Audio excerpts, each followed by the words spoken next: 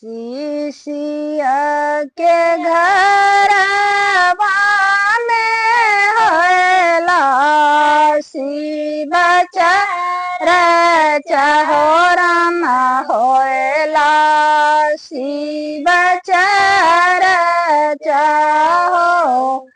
कौने बहन में देखन जाए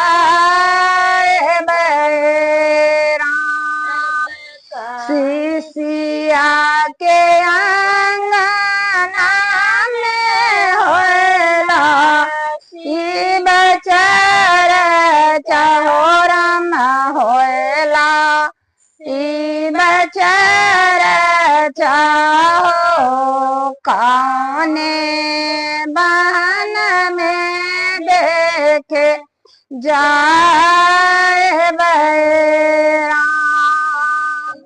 हाथ के जले हुए पुतहु डोला गहना माहो डोला गहना माहो पनिया बहन में देखन जा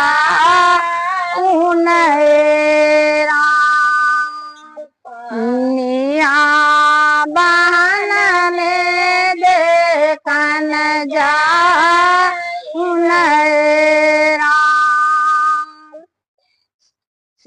सखिया के घरवा में आमन जब हो बेला हो दाया मांगे जाए बहो।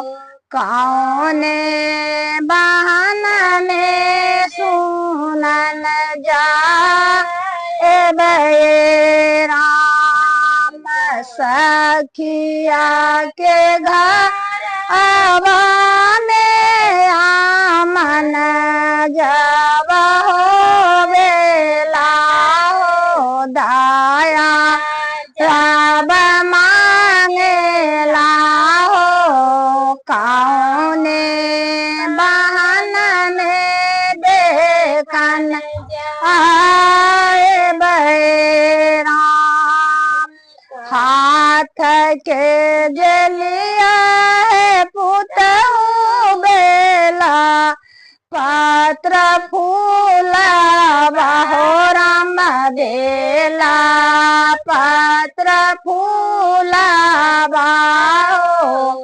पूजे बहन में देखन जा बहो राम आमना बहन में देखन जाए बहो राम सखिया के घरवा में होला पूजा पाठवा होला पूजा पाठवा हो।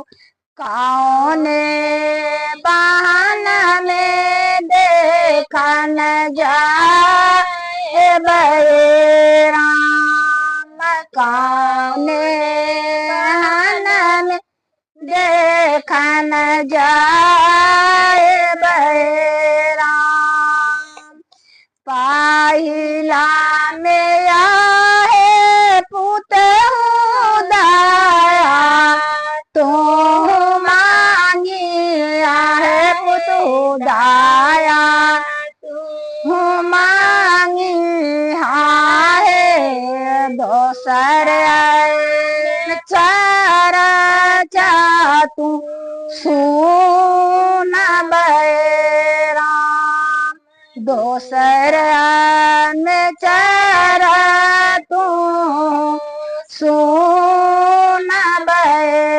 राम तेसर में आए पुतहु आमन तो करी है राम आमन तू का